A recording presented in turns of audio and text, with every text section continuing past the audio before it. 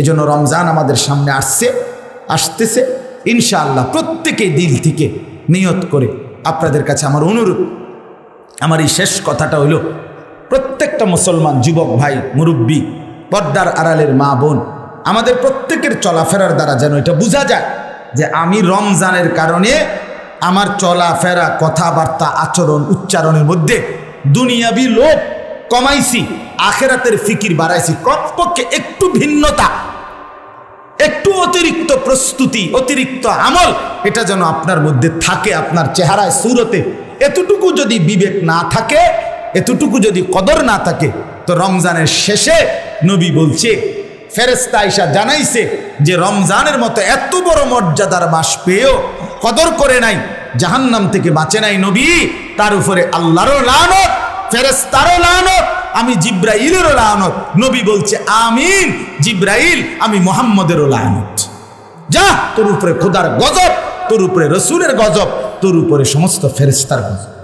ঠিক আপনি মাহে রমজানের মতো মাসেও আপনি নাজাত নিতে পারলেন না মিয়া, যে মাসে আল্লাহ রহমতের দুয়ার খুলে দেয়, জান্নাতের দুয়ার খুলে দেয়, জাহান্নামের দরজা বন্ধ করে দেয়, সমস্ত শয়তান শিকলে বন্দি করে ফেলে, এতভাবে রেডি করাইয়া আল্লাহ বলে, বান্দা আসো না, আসবা শুধু নফল করবা একটা, নেকি দেব ফরজের, ফরজ করবা একটা, নেকি দেব 70টা। প্রথমটা রহমত, মাঝখানেরটা মাগফিরাত, শেষেরটা নাজাত। আসতে থাকো, নিতে থাকো। একটা রোজা রাখবা, পিছনের গুনাহ মাফ। তারাবি পড়বা, পিছনের গুনাহ মাফ। সবে কদরে জাগবা, পিছনের গুনাহ মাফ। এতেকাফ করবা, গোটা মহল্লার সমস্ত নেককারদের নেকির সমপরিমাণ নেকি তোমাকে দেওয়া হবে। চতুর্দিকে রমজানে নেকি আর নেকি, নেকি আর নেকি, জান্নাত আর জান্নাত, জান্নাত আর জান্নাত। এটারেই আপনি খামখেয়ালি করলেন, আগের মতো মোবাইলই টিপলেন, নারীর নাচই দেখলেন, হারাম রোজগারি করলেন, সুদ ঘুষ আর অবৈধ ব্যবসার মধ্যেই পড়ে রইলেন। আহা মা বোন, মাওলানা আবুল খায়ের ভাই যেটা বলছে, বোন আপনি 11 মাসও বাজারেই গেলেন, মার্কেটেই গেলেন, এই জুতা, এই লিপস্টিক, এই আপনার গহনা, এই শাড়ি, 3 পিস, বোন এটা তো গত 11 মাসেও কিনছেন রে। এই একটা মাস কমপক্ষে ত্যাগ করেন, একটা মাস কমপক্ষে ছাড়েন। অতএব আমি এই কথাগুলোই আপনাদের কাছে বললাম। আপনারা আমরা প্রত্যেকেই মাহে রমজানকে সামনে রেখে সমস্ত গুনাহ বর্জন করে আল্লাহর ইবাদতে ডুবে যাওয়ার সিজন। আর আল্লাহ বলে, যদি ডুবতে পারো বন্দেগীতে, যদি ছাড়তে পারো গুনাহ, লাআল্লাকুম তাত্তাকুন, আমি ওয়াদা দিলাম ইমানদার, আমি তোমাকে মুত্তাকি বানিয়ে জান্নাতে পৌঁছায় দেব। রমজানেই জান্নাত, ঈদের দিনে তোমার জান্নাতের ফ্লাইট, ঈদের দিনেই ফ্লাইট, ঈদের দিনে ফ্লাইট। চাঁদ উঠবে, আমার হুকুম মানা শুরু করবা, আরেকবার চাঁদ উঠবে ঈদের, তোমার বেহেশতের টিকিট দিয়ে দেবে। এই জন্য রমজানকে কদর করবে, রমজানকে কদর করে, রমজানকে কদর করে। যুবক ভাই ফিরে আসো, তোমরাও বাবারা আপনারাও ফিরে আসেন। বিড়ি সিগারেট খাওয়ার অভ্যাস ছেড়ে দেন, চা দোকানের আড্ডা ছেড়ে দেন, নাটক সিনেমা দেখার আড্ডা ছেড়ে দেন। নওজোয়ান একটা ছেলে হলেও বুঝো, সবাই এক লগে ভালো হবে না। বাকি ফেরিওয়ালা ডাকা বন্ধ করে না, আমরা বলতে থাকি। ফেরিওয়ালা জানে, সে যতবার ডাকে তার পণ্যের ঘোষণা, অতবার কাস্টমার আসে না, সেও জানে। বুঝেন না কথাটা? ফেরিওয়ালা যতবার বলছে বালতি বালতি, ততবারই কি কাস্টমার কিনছে? এটা না না, সে কি করতে থাকে? বলতেই থাকে। এজন্য ওলামায়ে কেরাম ফেরিওয়ালা ওনারা বলতেই থাকে, বলতে এই আশায় যে 1000 বার বলার পরে, 1,00,000 বার বলার পরে হতে পারে কোনো এক আল্লাহর বান্দা ফিরে গেল, ওই একজনের আশায় আগের 1,00,000 বার বলছে। ফেরিওয়ালাও জানে যে হয়তো 1 ঘন্টা পরে আমি 100 বার 500 বার বলার পরে একজন কাস্টমার হয়তো একটা বালতি কিনতে পারে, একটা পণ্য কিনতে পারে, এই আশায় বলা। এই জন্য আমরা ফেরিওয়ালার মতো বলি, ফিরতেই হবে বাপ, নিজের ভালো চাই। নিজের কল্যাণ যে বোঝে না, নিজের ভালো যে বোঝে না, সে সুস্থ মানুষ না, সে স্বাভাবিক মানুষ না। এই জন্য রমজান আমাদের সামনে আসতেছে ইনশাআল্লাহ প্রত্যেকেই দিল থেকে নিয়ত করে আপনাদের কাছে আমার অনুরোধ, আমার এই শেষ কথাটা হইল, প্রত্যেকটা মুসলমান যুবক ভাই, মুরব্বী, পর্দার আড়ালের মা বোন, আমাদের প্রত্যেকের চলাফেরার দ্বারা যেন এটা বোঝা যায় যে আমি রমজানের কারণে আমার চলাফেরা, কথাবার্তা, আচরণ, উচ্চারণের মধ্যে দুনিয়াবি লোভ কমাইছি, আখেরাতের ফিকির বাড়াইছি। কমপক্ষে একটু ভিন্নতা, একটু অতিরিক্ত প্রস্তুতি, অতিরিক্ত আমল, এটা যেন আপনার মধ্যে থাকে, আপনার চেহারায়, সুরতে।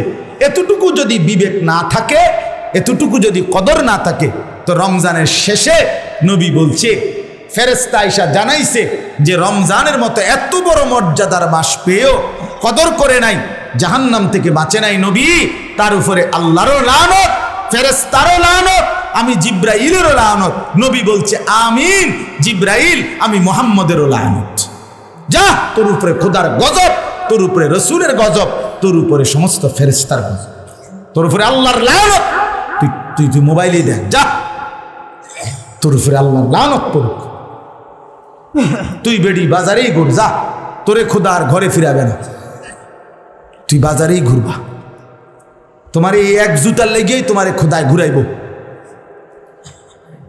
এক জুতার লেগেই তুমি ঘুরবা 30 দোয়ান, তুমি আর ফিরলা না।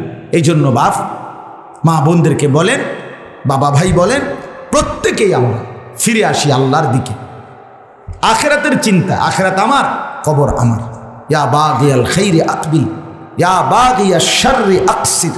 নবীজি বলেন, রমজান মাস আসলেই ফেরেশতা ডাক দেয়, হে নেক কাজের আগ্রহীরা তোমরা এগিয়ে আসো, হে গুনাহের কাজের আগ্রহীরা তোমরা থামো। চোর থামো, এই সুদখোর, বেবিচারী, এই অসৎ যুবক এবার তো থামো, বেপর্দা বোন এবার থামো। এটা রমজান, এটা রমজান, এটা রমজান। নেক কাজের আগ্রহীরা আসো। আল্লাহ তাআলা আমাদের প্রত্যেক তৌফিক দেন, কবুল করেন। প্রত্যেকে ইনশাআল্লাহ চেষ্টা করবেন তো ইনশাআল্লাহ রমজানকে সামনে রেখে জীবনটা সুন্দর করেন, কদর করেন। নিজেদের স্ত্রী কন্যাদেরকে বেপরদিগি থেকে ফিরান, নিজের ছেলেটাকে নামাজি বানানোর জন্য চেষ্টা করেন। যদি বলেন সম্ভব না, এটা বলবেন না, এটা বলা না জায়েজ, এটা বলা হারাম। কোনো মুসলমান অসম্ভব বলতে পারে না। আপনি কি করতে হবে এখন, আপনি আলেম থেকে জিজ্ঞেস করেন। আপনার ছেলে মনে করেন এককারে ডাকাইতে সর্দার, তার জন্য হেদায়েতের কি রাস্তা, এটা আপনি ওলামায়ে কেরাম থেকে জিজ্ঞেস করেন। আপনার ছেলে মনে করেন এককারে পচ্চা শেষ মানুষ, কোনো লোক মৃত্যুবরণ করা পর্যন্ত কোনো মানুষ রুগী নিয়া চিকিৎসা বন্ধ করে দেয় না, ঠিক কিনা বলেন নাকি? সে চিকিৎসা করাইতেই থাকে, ডাক্তার পাল্টাইতেই থাকে, সে চেষ্টা করতেই থাকে। অতএব কোনো মা বাপ তার সন্তান, কোনো স্বামী তার স্ত্রীর জন্য একথা বলার কোনো সুযোগ নাই যে সে আর 16 বছর বয়সের ছেলেটা আর কোনোদিন ভালো হবে না। এটা যদি আপনি এখনই বুঝালেন, তাহলে তার 38 বছর, তার 40 বছর পর্যন্ত তার অবস্থা কি হবে? একটা ছেলে যদি অতটা হতাশ হয়ে যায়, আমার জাতির ভবিষ্যৎ কি? আমার এই দেশের আগামী দিনের ভবিষ্যৎ কি? বলে এরা কোথায় নিয়ে যাবে এই প্রজন্মকে? চাচারা বলেন, আপনারা তো কবরে চলে যাবেন, আপনাদের এই জেনারেশন দেশকে কোথায় নিবে, জাতিকে কোথায় নিবে, আগামী প্রজন্ম কোথায় নিবে? ইসলামের খেদমত কখন কি করবে বলে? কি করবে? এরা তো নারী ছাড়া বোঝে না কিছু, এরা তো উলঙ্গ ছবি ছাড়া কিছু বোঝে না, এরা তো জিনা ব্যভিচারের দৃশ্য ছাড়া কিছু বোঝে না। আপনারা আপনাদের মেয়েদেরকে ছেড়ে দিয়েছেন। এজন্য বললাম, এটাই আমারও কথা। আবুল খায়ের ভাই বলছেন, আমি ধন্যবাদ। ওই পুরুষের কোনো আত্মমর্যাদা নাই যার স্ত্রী বেপর্দা, ওই বাবার কোনো আত্মমর্যাদা নাই যার মেয়েটা বেপর্দা। আপনি আপনার একটা মেয়েকে নিয়ন্ত্রণ করতে পারলেন না, কিনতেন ভাত খান, আপনি বন দিয়া চা দিয়া না ভিজে খাবেন? কথা বলেন না কেন? হ্যাঁ, আপনি আপনার স্ত্রীকে পর্দায় রাখতে পারেন, একটা বেডিরে আপনি গদ্দুর কন্ট্রোল করতে পারেন না। আপনি ভাত খান কিনতে, আপনি চিড়ে আনা ভিজাইবেন, গুড় দিয়ে খাবেন চিড়ে। হ্যাঁ, আপনি বলেন কি মিয়া? একজন পুরুষ কি এতটা অপদার্থ হয় এত অকর্মণ্য হয়? আল্লাহ তাআলা তাইলে যৌবন, শরীর, স্বাস্থ্য, শক্তি পুরুষের আলাদা কেন দিলেন? কেন দিলেন? এক নারী শুধু উপভোগের জন্য? এক স্ত্রী শুধুই রাত কাটানো? এক স্ত্রী নিজের শুধুই শাহওয়াত পূরণ করা? না বাপ, এই পৃথিবীর প্রথম সম্পর্ক, কথাটা খেয়াল করেন, এই পৃথিবীর প্রথম সম্পর্কের নাম স্বামী স্ত্রী। মা বাবা এটা একটা সম্পর্ক, বাবা ছেলে এটা একটা সম্পর্ক, ঠিক না কথাটা? হ্যাঁ, মেয়ে, মা মেয়ে এটা একটা কি সম্পর্ক, শালা দুলাভাই এটা একটা কি সম্পর্ক, চাচা ভাতিজা এটা একটা কি সম্পর্ক, স্বামী স্ত্রী এটাও একটা সম্পর্ক। কিন্তু এই পৃথিবীর প্রথম সম্পর্কের নাম কি? স্বামী স্ত্রী। আদম হাওয়া, আদম স্বামী, হাওয়া কি স্ত্রী। স্বামী স্ত্রী এই পবিত্র বন্ধন তৈরি করেই আল্লাহ তাআলা মানব প্রজন্ম আজকে এই পর্যন্ত এনেছেন, কিয়ামত পর্যন্ত পৌঁছাবেন। এই বন্ধন না হইলে কি হতো? আল্লাহ তাআলা কোরআনে বলছেন, ইয়া আইয়ুহান নাসু তাকু রাব্বাকুম আল্লাযী খালাকাকুম মিন নাফসিন ওয়াহিদা। হে মানুষ, তোমরা আল্লাহকে ভয় করো, যিনি তোমাদেরকে সৃষ্টি করেছেন একজন মানুষ তথা আদম থেকে। ওয়া খালাকা মিনহা যাওজাহা, এবং তার থেকেই সৃষ্টি করেছেন তার স্ত্রীকে হাওয়া। ওয়া বাসসা মিনহুমা, অতঃপর এই দুইজন থেকে ছড়িয়ে দিয়েছেন রিজালান কাসীরান ওয়া নিসাআ, সারা বিশ্বময় অগণিত পুরুষ এবং নারী ধীরে ধীরে ছড়িয়ে দিয়েছে,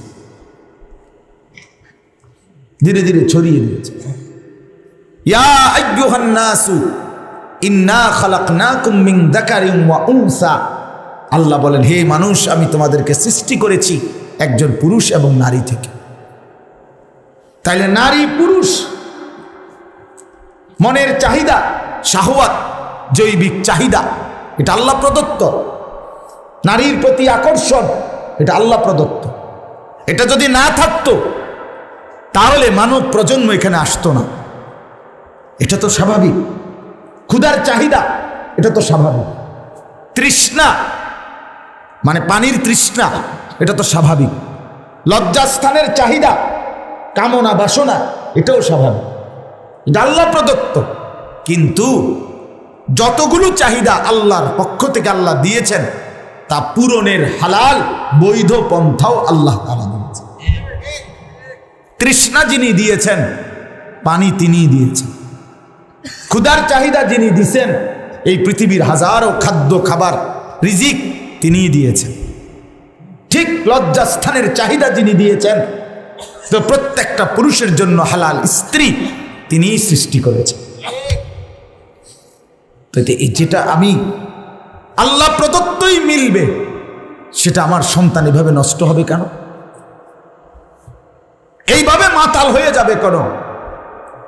এইভাবে সারা দিন সারা রাত মোবাইলের ছবি, রাস্তার নারী, সিনেমার নর্তকী, এর পিছনে জীবন শেষ করে দিবে কেন বলেন?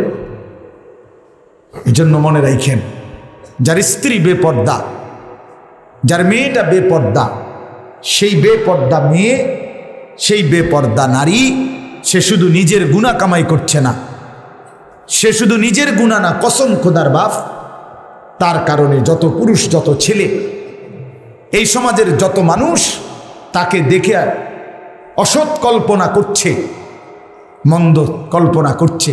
বেপর্দা নারীকে দেখে, বেপর্দা মেয়েকে দেখে পৃথিবীর কোনো পুরুষ কোনো দিন এই কল্পনা করে না যে আল্লাহ এbudiরে রাবেয়া বসরির হিসাবে কবুল করে।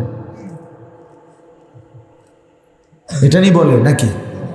তাইলে অসভ্য কল্পনা করে। অন্তরের মধ্যে পুরুষের এই যে অশ্লীল কামনা জাগে, অবৈধ চিন্তা আসে, এই সমস্ত পুরুষের এই অশ্লীল চিন্তার যে গুনাহ হইছে, কসম খোদার, আল্লাহর কসম, এই বেপর্দা মেয়ে, এই বেপর্দা নারী তার আমল নামার মধ্যেও গোটা মহল্লার যত যুবকের চরিত্র, তাদের আখলাক নষ্ট হয়েছে, তাদের সকলের গুনাহ এই অসভ্য নারী মেয়ে তার কাঁধে উঠবে, কোনো সন্দেহ নেই। সিনেমার নর্তকী লক্ষ কোটি যুবকের জীবন নাচাইছে, তো আল্লাহর ফেরেশতা তারে হাসরের ময়দানে এই কোটি মানুষের সমস্ত পাপের শাস্তি হিসাবেও তাকেও টাঙ্গাবে, সে বুঝবে। এই জন্য আমি অনুরোধ করছি, আমি ওনার কথাতে সর্বোচ্চ তাকিদ দিলাম। যদি আত্মসম্মান থাকে, যদি বেঁচে থাকেন, যদি বেড়ই হন, যদি মুসলমান হন, যদি রক্তে ঈমান থাকে, যদি মায়ের দুধ খাইয়া বড় হয়ে থাকেন, যদি বাবার ঘরে বড় হয়ে থাকেন, যদি মনে করেন মরবেন আখিরাত যাবেন, তো স্ত্রী মেয়েকে যে কোনো মূল্য বলে এটা বলে আমি পারি না, জি না আপনি পারেন, আপনি পারতেন না মানে পারেন না, কিতা আবার আপনি 12 লাখ টাকা মিল করে ফুলা বিদেশ পাঠাইতেন পারেন, আপনি পারেন না? হ্যাঁ, আমরা বুঝি না। আপনি দোতলার বিল্ডিং এর কাম শেষ করে লাইছেন, আপনি পারেন না। আপনি 1 নম্বর কাঠ দিয়ে সোফা বানাইতেন পারছেন, আপনি পারেন না।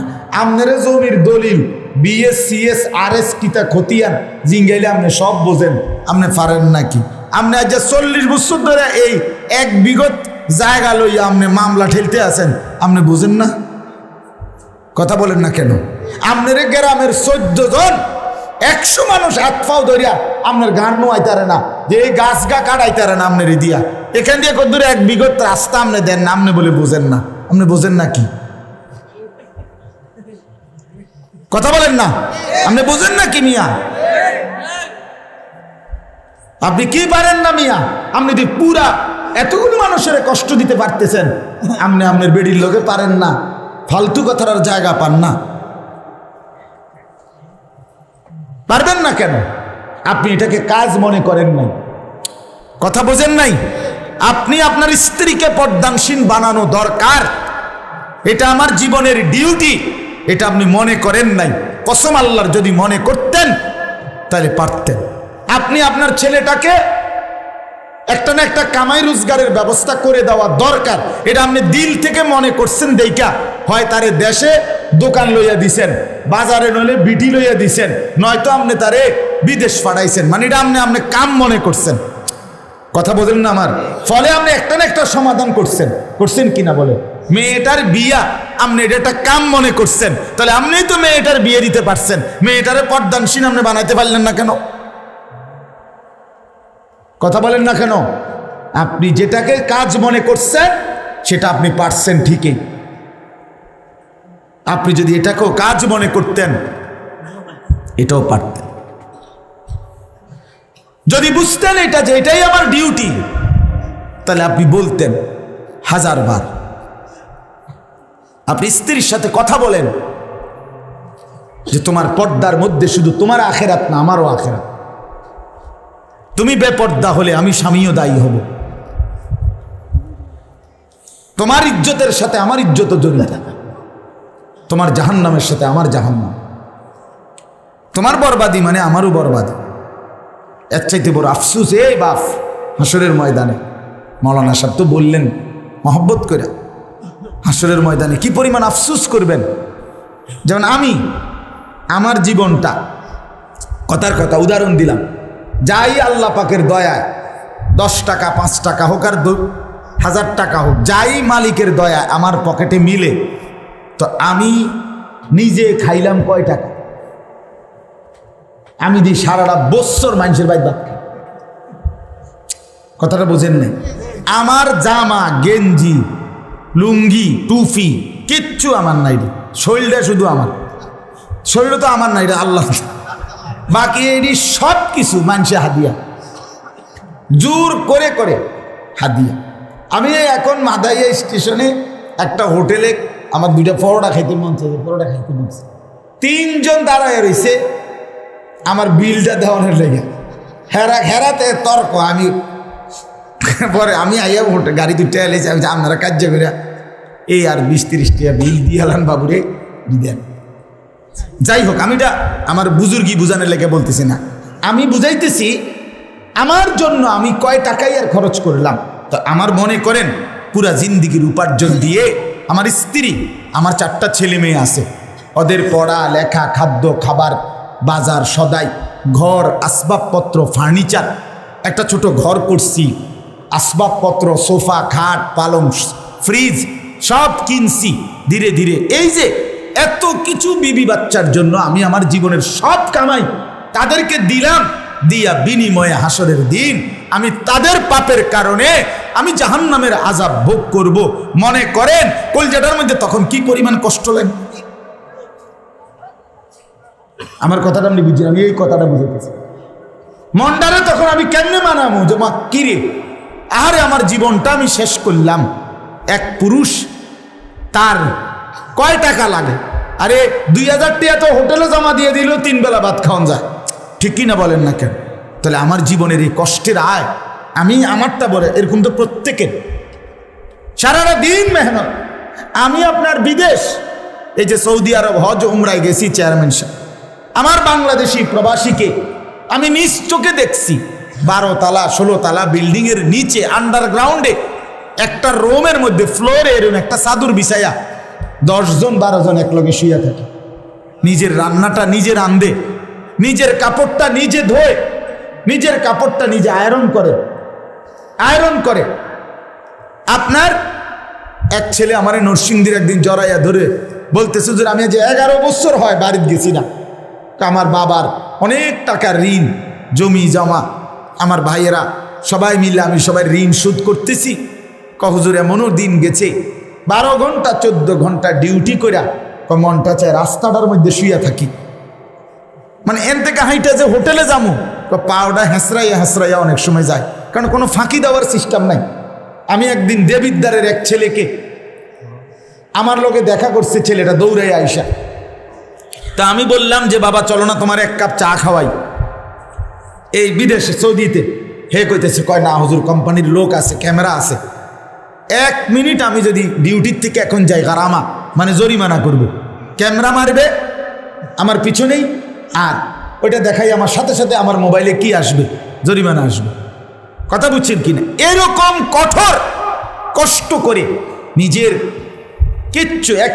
এক ছেলে আমারে বলতেছে, হুজুর আমি কোনোদিন যদি কেউ একটা মুরগি, পোড়া মুরগি এটা যদি দেয় 1 টুকরা, তার সেদিন রান্ধি না, এটাই একটা বন দিয়া খাইয়া পানি দিয়া শুইয়া থাকি, খাইয়া কষ্ট করিয়া না খাইয়া না দাইয়া এই টাকাগুলো জমাইয়া এরপরে দেশে এই বিদেশিরা প্রবাসীরা পাঠায়, আর অসভ্য বিবি ভ্যানিটি ব্যাগে পুরাইয়া টাকাগুলো পুরাটা বাজারে মার্কেটে 2টা ঘন্টার মধ্যে 20-30 হাজার টাকা শেষ। হাসতে হাসতে শেষ করে দিল টাকা। 12 টাকার মালটা কিনা লাইল 48 টাকা দিয়া, বদলে একটা ধরাইয়া দিছে। ওইতে কইছে যে বাবি এটা একবারে সবাই লগে কোনো দাম কই না, কইয়া বাবিরে দিছে শেষ করে সারখার করে।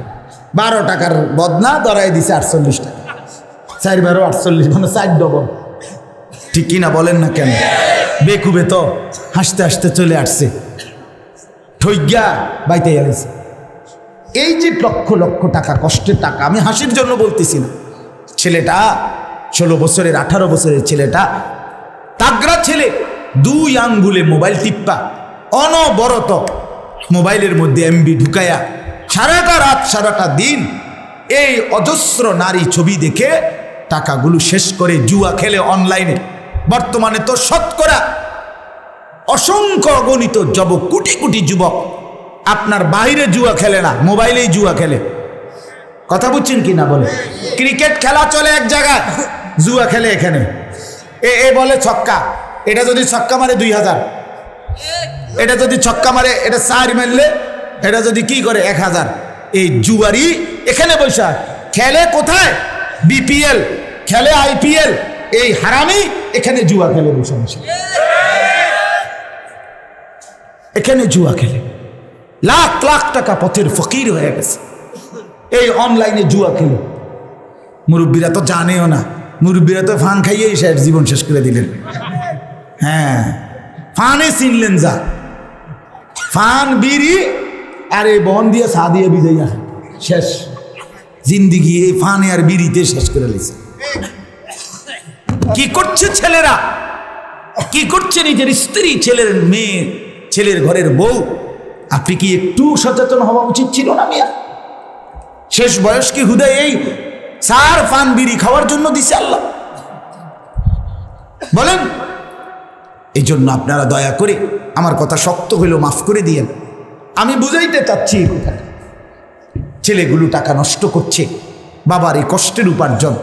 আরে বন্ধু, আমি তো প্রত্যেক দিন বলি, এইভাবে 2 আঙ্গুলে মোবাইল টিপলে অনবরত সারাদিন বাবা রাজার ভান্ডারও ফুরায় যাবে রে বাপ। 7 রাজার ধনও একদিন শেষ হয়ে যাবে। মানুষ পথের ফকির হইতে বেশিক্ষণ লাগে না। একটা অ্যাক্সিডেন্ট মানুষের জীবন শেষ করে দেয়, একটা রোগ মানুষের জীবন শেষ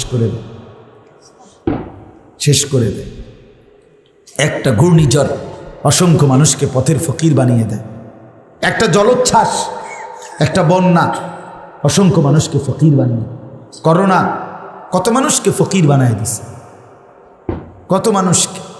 বলেন, একদিন বাংলাদেশে যদি সঠিকভাবে গ্যাস, সারা দেশে গ্যাসের সমস্যা, একদিন 1 সপ্তাহ যদি গ্যাস টোটাল বন্ধ থাকে, আমার দেশের অর্থনীতি কোথায় নামবে বলেন?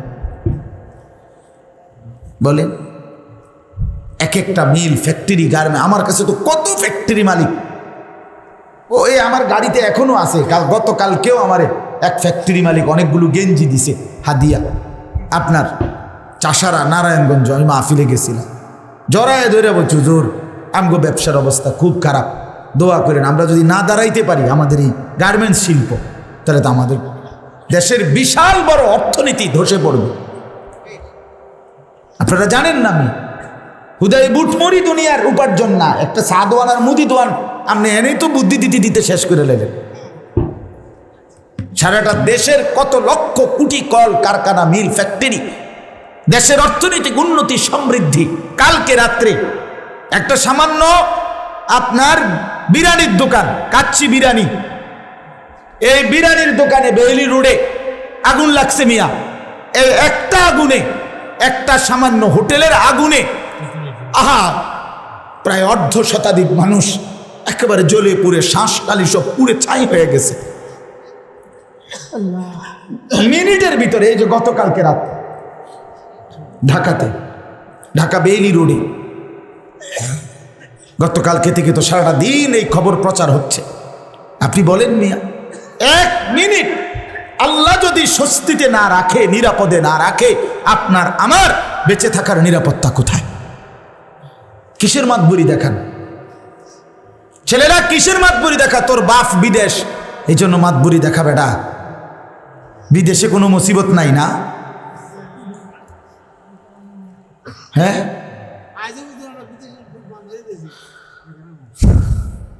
বলেন মিয়া, এদেরকে বুঝান, আপনারা জড়ায় ধরে বুঝান, আপনাদের মেয়েদেরকে বুঝান, আপনাদের স্ত্রীকে বুঝান।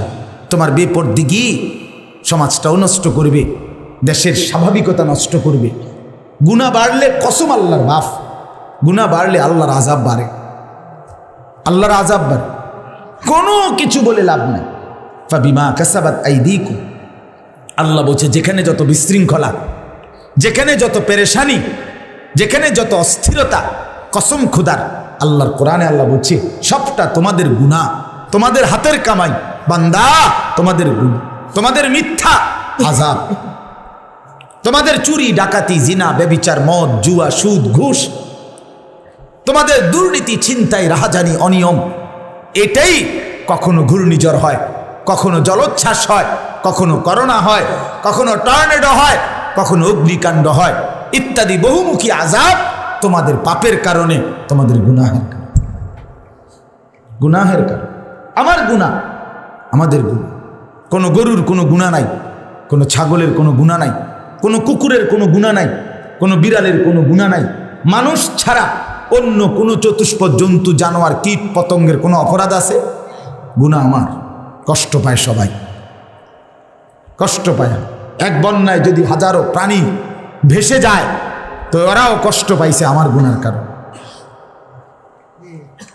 এক ঘূর্ণিঝড়ে যদি হাজারো প্রাণী ধ্বংস হয়ে যায়, তো ওরাও কষ্ট পাইছে আমার গুনার কারণে, আমার গুনাহের কারণে। বাপ, জমিনের সকলে কষ্ট পায়, আর যারা কষ্ট পায় তারা লানত দেয়, অভিশাপ দেয়। আল্লাহ যাদের কারণে কষ্ট পেলাম তাদের উপরে আপনার গজব করুক, আপনার লানত করুক। তোমাদের এই দিন রাতের মোবাইলের ছবি দেখা পুরা জাতিকে কষ্ট দিবে বাপ। তোমাদের এই এক ওয়াক্ত নামাজ না পড়া, এরে বাপ, এটা পুরা জাতিকে কষ্ট দিবে, দিচ্ছে কষ্ট। তোমরা ফিরতেই হবে, আপনারাও ফিরাইতে হবে। সবাই মিলে দায়িত্ব না নিলে একজন মাওলানা আবুল খায়ের পারবে না। এটা কোনো তাবিজ না, এটা কোনো ফু না। আমি ওই পরশুদিনও এক ছেলেকে বলছি, ছেলেটা আমারে বলছে, হুজুর আমি নামাজ পড়তে মন চায় না, আপনি আমারে কি করতাম? তাই বললাম আমি একটা ফু দিয়ে দেই, তুমি ফু দিলে আব্দুল কাদের জিলানী নিয়ে যাবা। কয় না, এটা কি সম্ভব না? আমি কই তো কিটা সম্ভব যে আমি হুজুর নামাজ না পড়লে আপনি ফু দিলে হবে না? আমি তো এটা তো বুঝছই, এইটাই তো কথা, কথাই তো এটা আমার। তুমি হিম্মত না করলে, তুমি না ফিরলে ফু দিয়ে তো সম্ভব সম্ভব বলেন না। আমি চিৎকারে না করতে পারব না, আমি গৈরাইলাম আপনার সামনে, কান্দলাম, আমি চিৎকারে না করলাম, কিন্তু আমি আপনি যদি সিদ্ধান্ত না নেই তাহলে কি হবে? কিছুই হবে। এই জন্য আপনাদের কাছে অনুরোধ করছি, চলেন আমরা সিদ্ধান্ত নিই, নিজের ভালো বুঝি, নিজের কবর, নিজের আখেরাত, নিজের পরকাল। বাপ, কদর করলেও হায়াত শেষ হবে, নষ্ট করে দিলেও হায়াত শেষ হবে। আনিসুর রহমান, আশরাফি ওয়াজ, আখেরাতের ফেরিওয়ালা।